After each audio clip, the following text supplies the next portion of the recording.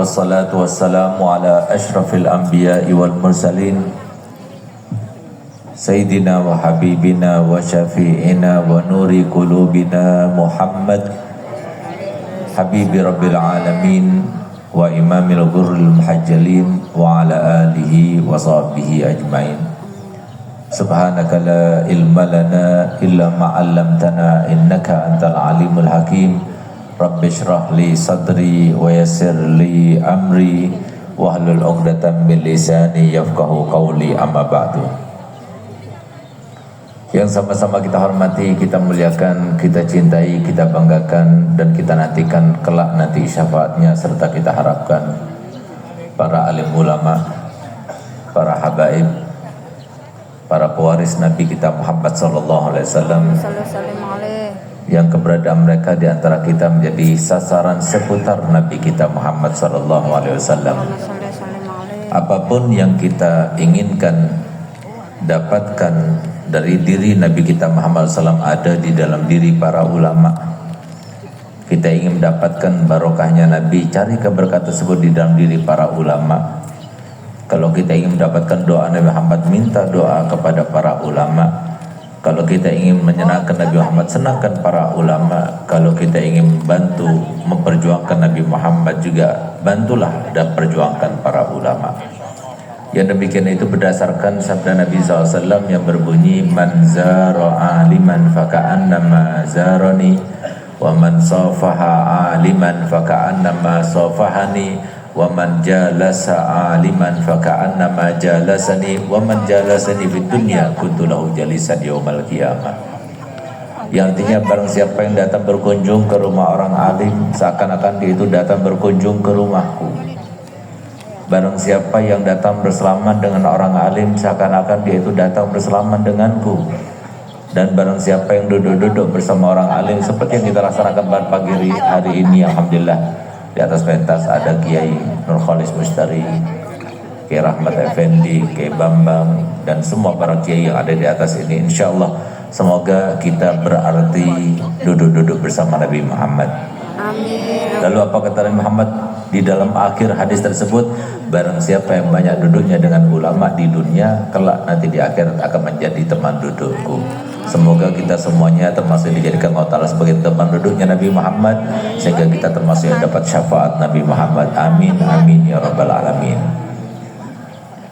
Yang saya hormati, saya muliakan Ketua Yayasan. Beliau adalah misanan saya, sekaligus besti saya, saudara besti ya, jadi saudara kami dari kecil sampai sekarang, bedanya cuma 6 bulan umur saya. Dari dulu dekat, dari kecil sampai sekarang gak pernah berantem. Jadi gak pernah kita berselisih. Kalau saya kangen dulu, saya pergi ke Madura hanya untuk bertemu dengan beliau. Alhamdulillah sampai sekarang kita tetap bersama. Semoga tetap bersama di dunia sampai di akhirat. Begitu pula semua pengurus Al-Bushra dan semua jajarannya, yang kita doakan semoga mereka semuanya panjang umur, sehat walafiat, dan semoga kita mendapatkan bersama-sama keberkahannya pada majelis ini insyaallah. Amin ya rabbal alamin.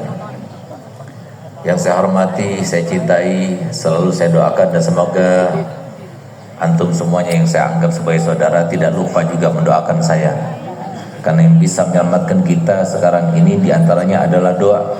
Antum doakan kami doakan antum. Itu yang bisa menyelamatkan kita nanti di akhir. Sebagaimana disebutkan Nabi SAW, ad-du'a usilahul mu'min. Doa itu adalah senjata mukmin yang paling akhir, sudah pamungkas. Jadi bisa menyelamatkan kita itu diantaranya adalah doa.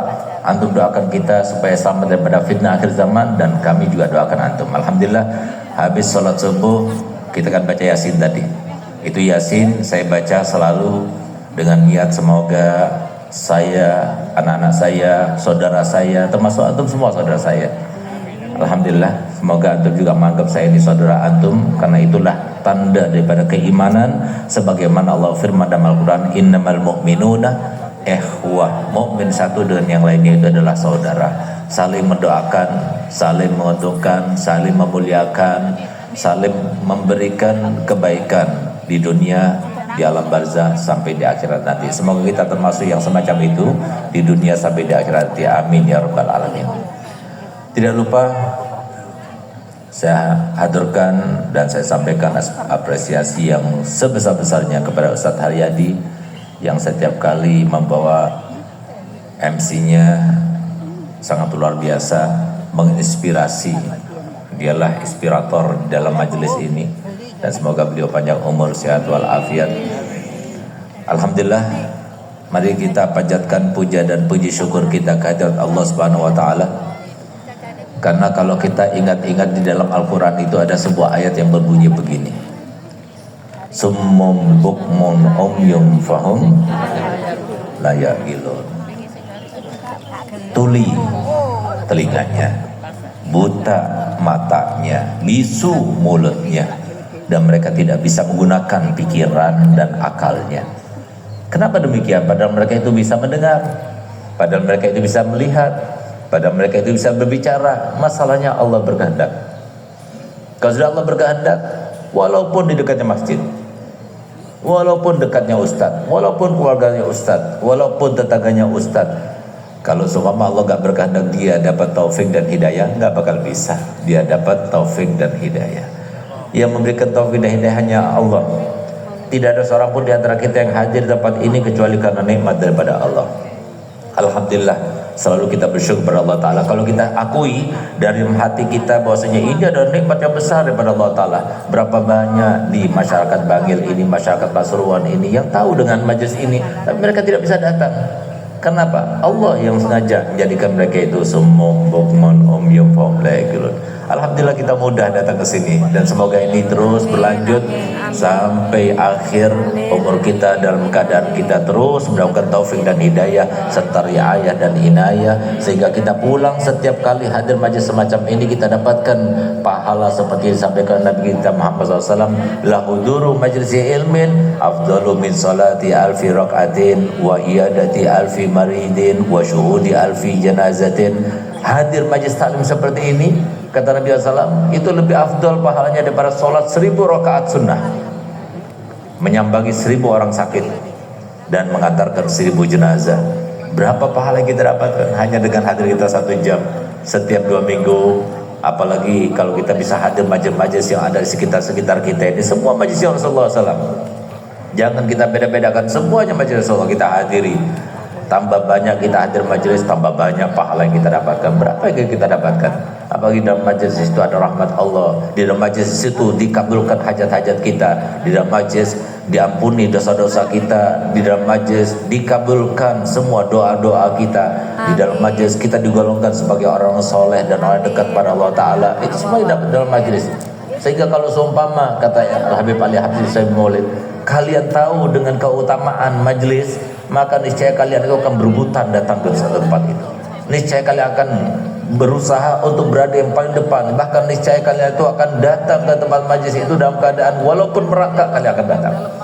Alhamdulillah kita semuanya diberikan nikmat sehat, nikmat sempat, nikmat luang, nikmat taufik dan hidayah, sehingga kita hadir di majlis ini. Semoga kita mendapatkan keberkahan daripada majlis ini, mendapatkan anugerah di majlis ini, ampunan di majlis ini, dan kabul hajat semuanya di majlis ini, sehingga semuanya yang pulang di tempat ini, setiap kali pulang dari tempat yang semacam ini, dikabulkan semua hajatnya, disampaikan semua cita-citanya, dan terutamanya kita panjang umur, sehat walafiat, murah rezekinya, berguna bahagia di dunianya dan di akhiratnya, tapi tidak ada hisab nanti di akhiratnya. Setelah cukup modal berjumpa dengan Allah Ta'ala, semuanya meninggal dunia dalam keadaan husnul khotimah, dalam keadaan husnul khotimah, dalam keadaan husnul khotimah. Amin ya rabbal alamin. Alhamdulillah, tema pagi hari ini adalah ulangan dari beberapa tema yang sudah kita lalui. Alhamdulillah kita sudah melewati majelis yang ke-212, dan semoga terus kita bisa menghadirinya dan tercatat di sisi Allah sebagai amal kebaikannya. Amin ya rabbal alamin. Dimana ini terkait dengan warisan. Kenapa harus berulang?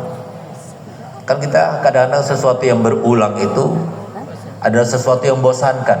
Walaupun ada sebagian yang berulang itu tidak membosankan, seperti kita makan, tidur, bermain dan sebagainya, karena terkait dengan kebutuhan biologis kita. Tapi sesuatu yang berulang selain daripada kebutuhan biologis kita itu adalah sesuatu yang menjemukan, membosankan, dan tidak menarik. Tapi masalahnya ini sesuatu yang berulang, karena ini adalah sebagian daripada masalah-masalah yang banyak terjadi di antara kita, yang harus diingatkan, yang harus diperingatkan, yang harus selalu kita cermati, jangan sampai terjadi pada diri kita. Karena kalau terjadi kepada diri kita yang masalah yang semacam ini adalah masalah yang akut di mata Allah, masalah yang besar di mata Allah, karena terkait dengan orang lain.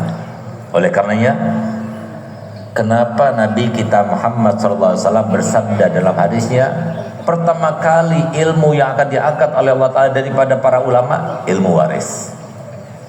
Kenapa? Supaya kacau. Jadi jangan sampai kaget, jangan sampai heran kalau sekarang ini kok bisa ya, ini sesuatu yang jelas hak, sesuatu yang jelas benar, sesuatu yang jelas syariat, tapi kok orang itu menentangnya, mengingkarinya dan sebagainya. Kalau nggak gitu, nggak cepet-cepet kiamatnya, nggak jadi-jadi kiamatnya. Memang harus seperti itu. Makanya untung kalau kita dekat sama ulama, untung sekali. Kalau kita masih mau percaya sama ulama, alhamdulillah untung. Kalau Allah sudah berkehendak seperti tadi ayat tadi itu, summun bukmun umyun itu, orang nggak bakal apalagi ada siaran-siaran, ada sosmed, ada konten-konten yang menjelekkan mereka, menjelekkan pesantren dan sebagainya. Kalau seumpama orang tahu dengan kebaikan pesantren dan ulama, maka nggak ada pesantren ini kecuali semuanya penuh dan orang berebut atau masuk pesantren, sehingga di pesantren tidak punya kesempatan untuk masuk pesantren. Karena pesantren yang ada sedikit. Pesantren di Indonesia ini semuanya, kalau seumpama dipenuhi dan penuh semuanya sesuai dengan kapasitas yang ada, maka cuma bisa memenuhi tempat bagi 15% masyarakat Indonesia. Bayangkan kalau seumpama mereka itu tahu dengan kedudukan pesantren, kebaikan pesantren, kemuliaan pesantren, keberkahan pesantren, maka yang ada itu bisa nggak dapat tempat, berebutan dan sebagainya. Tapi alhamdulillah semuanya Allah jadikan semacam ini. Ya, semoga kita termasuk yang terus berada dalam kebaikan dan terus menelusuri kebaikan di dunia sampai di akhirat insyaallah. Amin ya rabbal alamin. Masalah waris ini, sehingga kemudian di situ ada kata-kata drama. Jangan dibuat drama. Kenapa? Karena ini terkait dengan Allah. Manusia bisa dibikin sinetron dan suka dengan sinetron, terlalaikan, terabaikan, terbuaikan dengan sinetron, sehingga bisa-bisanya ras terkuat di dunia, perempuan yang gak mudah terpengaruh dengan apapun, tapi kalau sedang lihat sinetron kadang-kadang dia ikut nangis juga, ikut tersenyum juga, ikut tertawa juga dan sebagainya. Itu ras terkuat di dunia, apalagi kita. Artinya apa? Drama, sinetron dibuat, direkayasa dan sebagainya. Begitu pula hal-hal yang lain terkait dengan syariah itu bisa dijadikan drama, yang dipaparkan, yang digambarkan, diutarakan, diungkapkan untuk keluarga, untuk kerabat, untuk tetangga, untuk masyarakat. Oh bisa, kita semuanya bisa. Mau bikin drama apa kita? Semuanya bisa. Sebagaimana kita menonton, kita bisa meniru, dan budayanya manusia itu suka meniru. Apa yang ada di dalam televisi, yang kita tonton di situ, itu akan bisa kita peragakan dalam kehidupan nyata. Sehingga kenapa perempuan sedikit menangis, senjatanya itu menangis, karena dari awalnya itu dia meniru dari ibunya, dari saudara perempuannya, dari sinetronnya dan sebagainya. Itu adalah sesuatu yang lumrah di dalam diri manusia seperti itu. Begitu pula bagaimana seorang anak kecil itu tanpa diajari dia bisa begini, dia bisa begitu dan sebagainya. Itu dari awalnya itu pengajaran dan pelajaran itu didapatkan dengan cara otomatis. Apa itu? Ada sifat dalam diri manusia itu sangat meniru. Masalahnya di sini, Allah nggak bisa dideramai, Allah nggak bisa direkayasa. Oleh karena itu, saya cuma ingin memperingatkan, di antara yang paling selalu diingat-ingatkan, diwanti-wantikan oleh saya punya Abah Habib Hasan Baharun kepada putra-putrinya, apa kata beliau?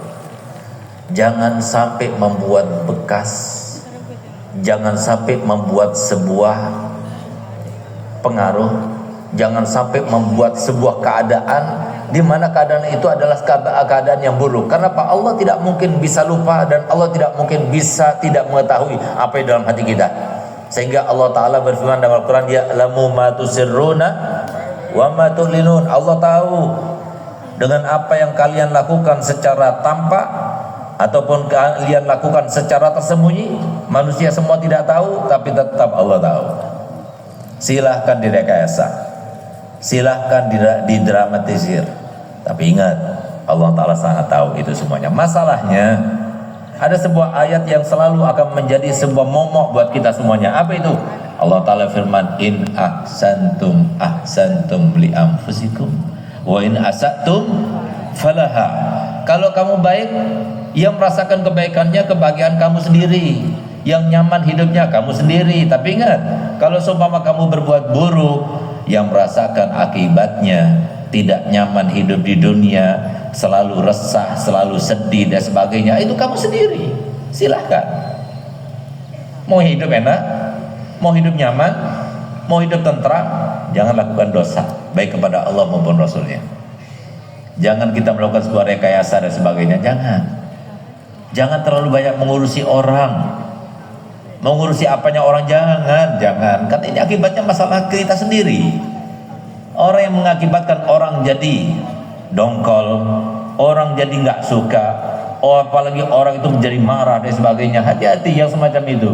Itu akan akibatnya akan kembali kepada diri kita sendiri, apalagi sampai terkait dengan orang yang sudah meninggal. Hati-hati.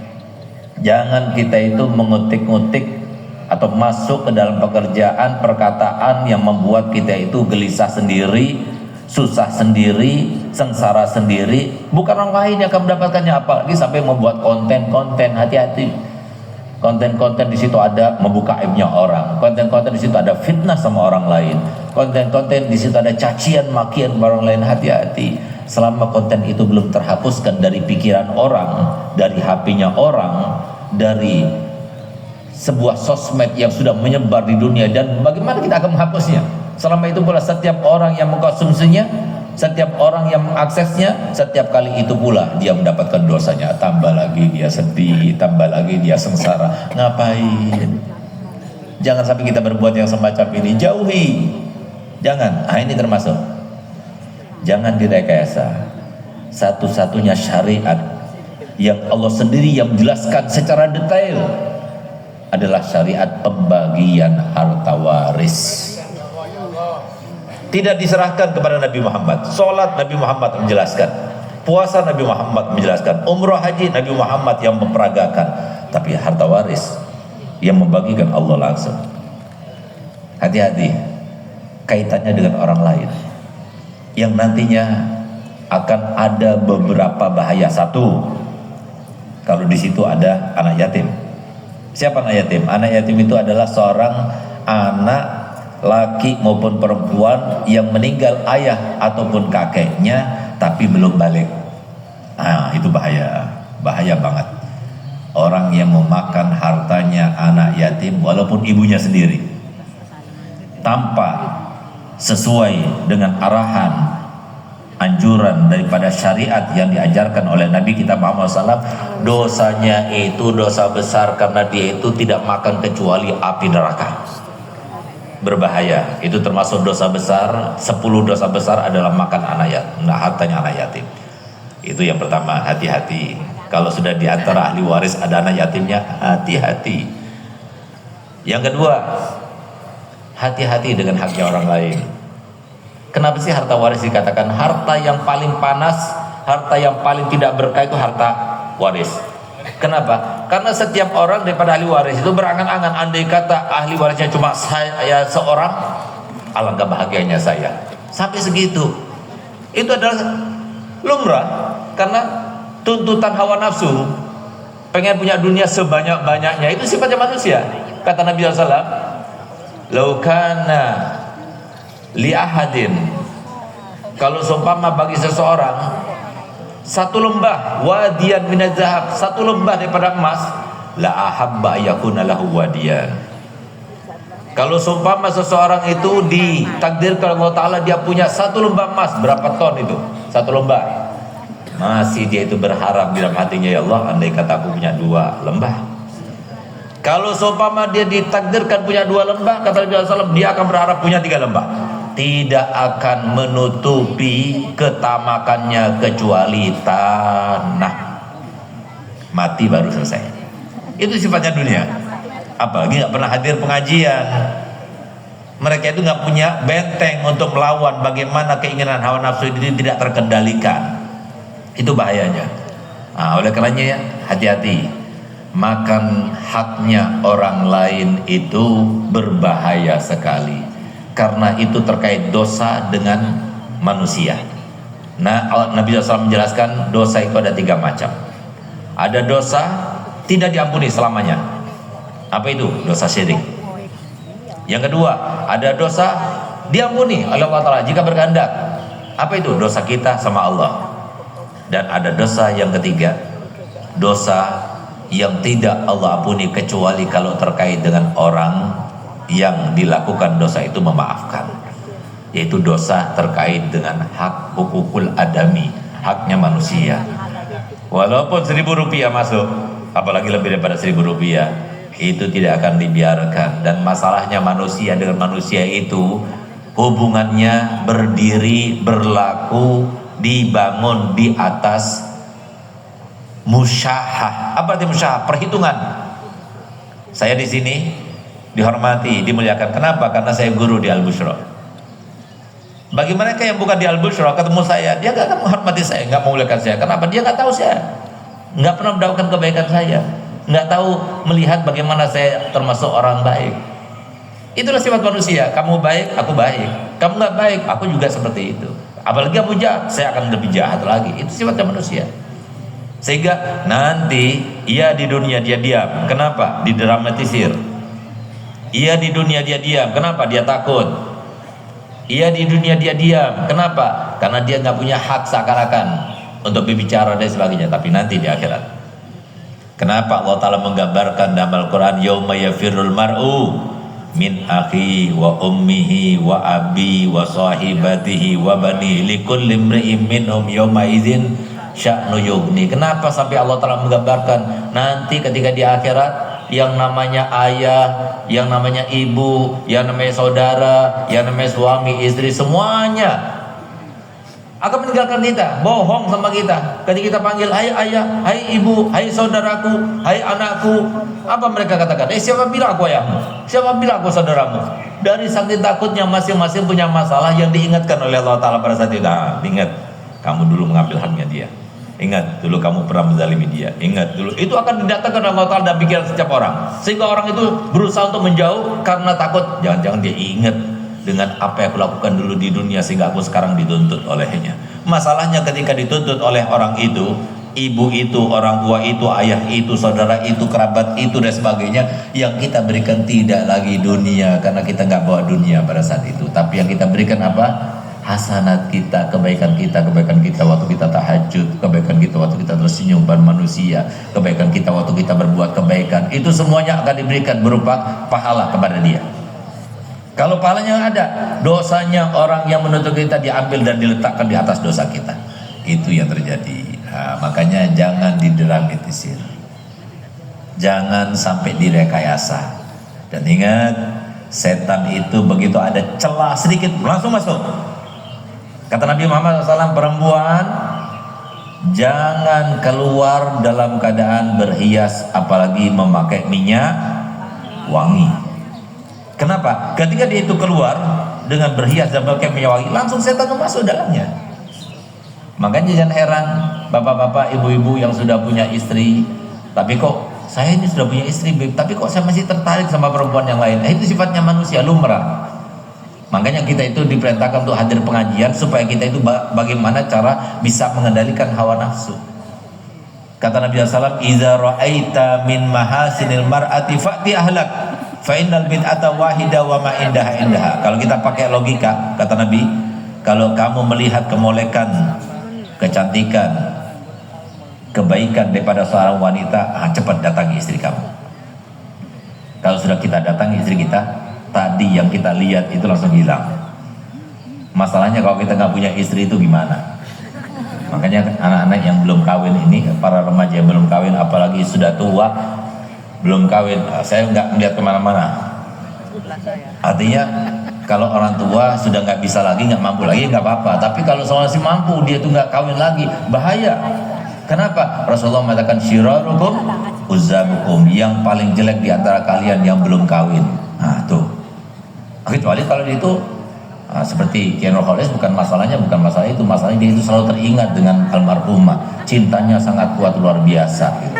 Sehingga apa? Tidak ada lagi tempat untuk yang lain. Masya Allah. Nah, tapi kalau seumpama tidak ada uzur, dia enggak wajib kawin lagi. Untuk apa? Menjaga kebutuhan biologisnya. Nah, masalahnya ini. Oleh karena itu, ayo ambil suatu pelajaran daripada cerita yang sering saya ungkap dan sering saya alami dalam kehidupan nyata. Bukan cuma cerita, tapi ungkapan kehidupan nyata. Kalau ada orang meninggal, ya, cepat-cepat dibagikan warisannya. Jangan nunggu setan itu masuk ke dalam diri orang-orang yang menjadi ahli waris itu. Karena ingat, setiap ada celah, setan masuk di situ. Kita ingat ya, siapa musuh kita?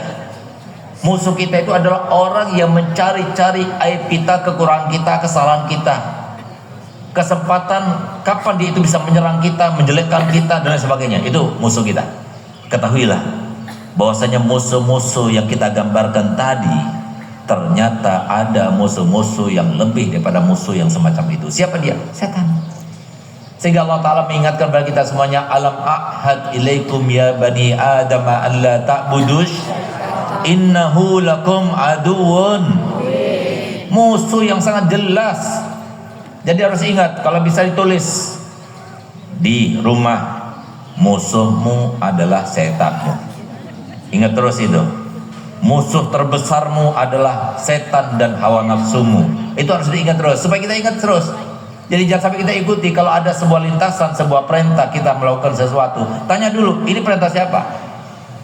Kalau sesuai dengan perintah Allah Rasulullah, sesuai dengan apa yang disampaikan oleh ulama, lakukan. Tapi kalau enggak, jangan. Karena bisa jadi ini perintah daripada iblis dan sebagainya. Makanya jangan sampai lewat 3 hari, anjuran ulama, jangan sampai lewat 3 hari kecuali harta waris itu sudah terbagikan, walaupun secara persentase. Harus, ini dapat berapa persen, dapat berapa persen, dapat berapa persen. Itu sudah bisa ketahui. Gak usah kita katakan, gak enak, masih ada ibu, masih hidup, gak enak, baru ditinggal, masa kita bicara masalah warisan. Masalahnya ini adalah perintah Allah dan Rasulnya. Gak ada gak enak-enakan. Kalau sudah terkait dengan syariat itu gak ada gak enak-enakan. Mau sholat kita gak enak, mau puasa kita gak enak, mau haji umroh kita gak enak sama orang. Gak ada kata-kata gak enak. Lebih baik kita itu lebih gak enak sama Allah dan Rasulnya yang meletakkan kita. Karena apa? Akan memicu sebuah masalah kalau kita entengkan dan kita abaikan masalah itu. Ini ceritanya. Berapa banyak di antara kita yang terbuai dengan bisikan, ajakan, hawa nafsu sampai kita lupa bahwasanya kita punya andil dan punya hak dengan harta yang kita cari sendiri. Yang capek cari uang kita sendiri, yang kerja kita sendiri dari pagi sampai sore, kadang-kadang kita itu mencari harta. Akankah kemudian harta yang kita cari dengan susah payah itu kemudian Allah akan gantikan kepemilikannya, bukan lagi milik kita tapi milik orang lain? Mohon maaf, di dalam hal ini kita katakan orang lain. Kenapa? Karena yang berusaha, yang berupaya, yang mendapatkan upah yang kita sendiri. Selain kita itu orang lain. Siapa mereka? Orang tua orang lain, istri kita orang lain, suami kita orang lain, anak kita orang lain. Itu yang terjadi. Makanya Allah Ta'ala firman dalam Al-Quran, alaikum anfusakum, hendaknya kalian melakukan untuk diri kita sendiri. Apapun yang kita lakukan untuk saya sendiri. Jadi jangan lupa kebaikan kita dengan harta kita. Mohon maaf, tatkala antum dan semoga kita semuanya panjang umur, sakit nanti dan berujung dengan kematian. Ketika sakit berujung dengan kematian, mau sakitnya sebentar, sakitnya lama, ya. Ketika sakit semacam itu yang berujung dengan kematian, semua apapun yang kita lakukan terkait dengan harta kita yang terlaksana hanya 1/3 saja, 2/3-nya enggak terlaksana. Kenapa? 2/3 sudah bukan hak kita lagi, tapi haknya ahli waris. Dan lebih parahnya lagi, 2/3-nya itu, atau sama sekali kalau kita tidak menggunakan waktu kita sakit, tidak kita wasiatkan, tidak kita sedekahkan, tidak kita wakafkan dan sebagainya, maka berarti semuanya akan berpindah kepada ahli waris, bukan karena pemberian kita, mohon maaf, bukan karena pemberian kita, tapi itu adalah milik Allah, diberikan lagi kepada mereka, cuma beda pemiliknya sekarang. Alangkah ruginya orang semacam itu. Makanya Nabi SAW berpesan dalam hadisnya, kam min talibin wa laysa bi'aqli, berapa banyak orang yang mencari harta tapi tidak ikut menikmatinya. Nah ini, jadi fungsinya dia itu menjadi babunya keluarga. Berkali-kali saya itu bercerita begini, ketika saya membagikan harta waris, maka kemudian saya berkata begini, maaf ya, sebelum saya membagikan harta waris ini, saya akan memberikan 3 poin. Ini penting sekali saya sampaikan. 1, yang paling ngeyel, yang paling gak nerima dengan harta waris, yang paling mempermasalahkan hal-hal yang sepele dalam harta waris, dia adalah yang paling gak berkah.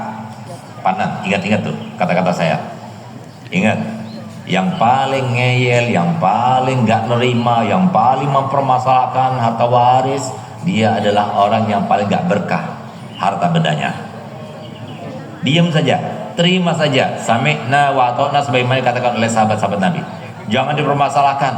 Kenapa? Itu adalah harta yang kita dapatkan tanpa usaha dan upaya. Adanya cuma kita bersyukur pada Allah, bas. Nah, itu yang pertama. Yang kedua, itu kan harta waris itu kita dapatkan dengan tanpa usaha dan upaya. Cuma kita harus tahu sebabnya kan orang tua, ayah ibu kita, walaupun dikatakan Allah Ta'ala bukan dari mereka, tapi sesuai dengan firman Allah Ta'ala, inna lillahi wa inna, kami semua milik Allah. Jadi ternyata bukan pemberian harta waris itu adalah pemberian daripada orang tua kepada anaknya, nggak ada ceritanya itu harta waris itu pemberian daripada orang tua kepada anaknya, nggak ada. Tapi pemindahan hak milik dari orang tua kepada anaknya. Allah sendiri yang membagikan, Allah sendiri yang menentukan. Nah, sehingga apa? Ayo, saya ingatkan kepada kalian, saya katakan kepada ahli waris, mau tidak kalian itu berbagi atau mengingat kebaikan ayah kalian? Oh iya, mau. Sebelum saya bagi, lebih baik kita sisihkan beberapa persen untuk orang tua kalian. Gimana? Setuju? Oh setuju, Beb. Ya Fer, gimana kalau seumpama kita sisihkan sepertiganya? Jangan diputuskan sekarang, ada saya bukan ahli waris, saya orang lain. Rembukan di antara kalian, karena ini bukan haknya si mayit lagi, tapi haknya kalian, 100% hak kalian.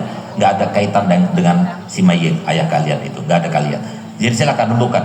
Saya akan keluar 10 menit, nanti saya akan kembali lagi. Setelah 10 menit saya balik. Saya tanya, gimana? Banyak Beb, sepertiga ini Beb. Oh, okay. Kalau gitu gimana kalau semua kita kasih kepada orang tua, biar jadi jariahnya terus ngalir kepadanya walaupun dia sudah meninggal. 15%, separuhnya. Jangan diputuskan. Saya keluar dulu, saya kasih waktu 10 menit.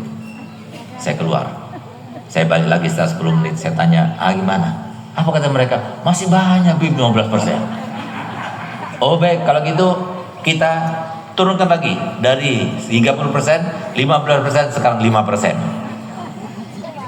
Saya kasih waktu 10 menit. Ingat, ini harta kalian 100%, nggak ada kaitannya sama orang tua. Ini hak kalian, jadi terserah mau ngasih atau nggak ngasih, terserah kalian. Saya keluar, 10 menit saya balik, masih juga mereka mengatakan masih banyak Bib. Kalau begitu saya bilang, ambil hak zakatnya saja. Kali mayit itu ada kelalaian dalam berzakat, ambil 2,5%-nya untuk kita jariahkan, kita sedekahkan, baik untuk pesantren, untuk masjid, untuk musola, untuk sosial pokoknya. Baik Bib, saya kasih waktu 5 menit, jangan 10 menit lagi, 5 menit. Masya Allah, setelah 5 menit saya balik, apa katanya? Masih banyak, 2,5%. Biar kita tahu itu loh istri kita, itu loh anak-anak kita, bahkan itu mereka persiapkan untuk apa? Untuk kawin lagi nanti. Nah, jangan salah. Jadi biar kita paham, ayo terus nikmati itu. Apa katanya iblis setan itu nikmati, jangan mau kita ikuti. Harus kita punya bagian daripada harta kita. Oleh karenanya sebaik-baik kita menggunakan harta itu adalah menjadikan harta kita 3. Sepertiga kita nikmati bersama keluarga. Sepertiga kita simpan untuk akhirat kita, sedekah kita dan sebagainya. Itu jangan lupa, setiap harinya, setiap bulannya, setiap tahunnya itu harus ada. Dan sepertiga lagi kita gunakan untuk kita putar lagi supaya dapat untung lagi. Kemudian yang ketiga, harta waris. Kenapa dikatakan harta waris itu adalah harta yang paling tidak barokah? Karena sudah kena ain. Ingatkan Nabi SAW bersabda, al-ainu haq, al-ainu taj'alur rajula fil qabr wa taj'alul ibila fil kidir. Mata itu benar. Penyakit mata itu menjadikan seseorang itu berada di dalam kuburnya, menjadikan unta itu berada di atas kualinya. Artinya apa? Bisa mematikan orang. Kalau sudah terkait dengan harta benda itu bisa binasa cepat. Jadi oleh karenanya kalau punya harta waris, ya, ini sebuah imbauan. Kalau dapat harta waris berupa uang, cepat jadikan barang, belikan tanah, belikan rumah, jadi berkah. Kenapa? Karena setiap bagian daripada harta waris itu menjadi sorotan dari semua ahli waris. Ada kata saya dapat sekian, coba saudara saya cuma sekian, saya lebih banyak saya dapatnya. Itu pasti ada pikiran semacam itu. Makanya cepat-cepat langsung dijadikan sebuah barang yang tidak bergerak kalau berupa harta. Tapi kalau berupa barang yang tidak bergerak, gak ada masalah. Tapi kalau sudah berupa harta, cepat berupa uang, ya, tunai, cepat kita jadikan sebuah barang yang tidak bergerak, tanah, rumah, sawah dan sebagainya, supaya jadi berkah. Itulah oleh karenanya ayo sama-sama jangan sampai kita menghalangi orang lain untuk mendapatkan haknya. Harta waris itu adalah haknya masing-masing ahli waris, bukan dari orang tua, daripada Allah. Jangan direkayasa. Allah sangat tahu, sedikit pun kita rekayasa, kita tutup-tutupi, baik kita katakan ini sudah wasiat, ini katanya ayah begini, jangan, Allah lebih tahu. Kalau kita ragu, lebih baik kita serahkan. Kata Nabi SAW, da ma yaribuk ila mala yaribuk. Kalau kamu ragu terhadap sesuatu, cari yang pasti. Kalau kamu ragu, ini kayaknya dikasih apa enggak sama orang tua, saya ragu, tapi ada di rekening saya, kembalikan, daripada nanti nggak selamat nanti di akhirat. Ingat, ayo sama-sama, semoga kita panjang umur semuanya. Dan ingat satu hal terakhirnya, apa itu? Kalau belum sugih jangan meninggal dulu. Kenapa? Tren di antara anak muda sekarang, kalau ada orang tua meninggal tanpa harta waris dicaci maki habis. Dasar orang tua nggak tahu diri. Nangis memang, tapi dasar orang tua nggak tahu diri, apalagi ninggalin utang. Hati-hati. Kenapa begini? Ya karena mereka tidak kita didik dengan didikan agama. Kalau alhamdulillah, kalau berarti kita didik agama, kami masih ingat para orang tua, kami maklumi dan sebagainya, kami percaya pada Allah SWT. Tapi kalau nggak dididik dengan didikan agama, jangan salahkan kalau anak kita mencaci maki. Makanya sekarang ini untuk sebagai rahmatan kepada anak-anak kita, jangan meninggal kecuali punya harta waris dulu. Semoga kalian semuanya panjang umur, sehat walafiat, banyak harta warisnya, dan harta warisnya dibagi kepada ahli warisnya tanpa ada sengketa sama sekali. Semuanya berkah hartanya, anak cucu kita semuanya bersatu padu, semuanya akur di dunia sampai di akhirat menjadi orang-orang yang penuh dengan anugerah Allah. Amin ya rabbal alamin.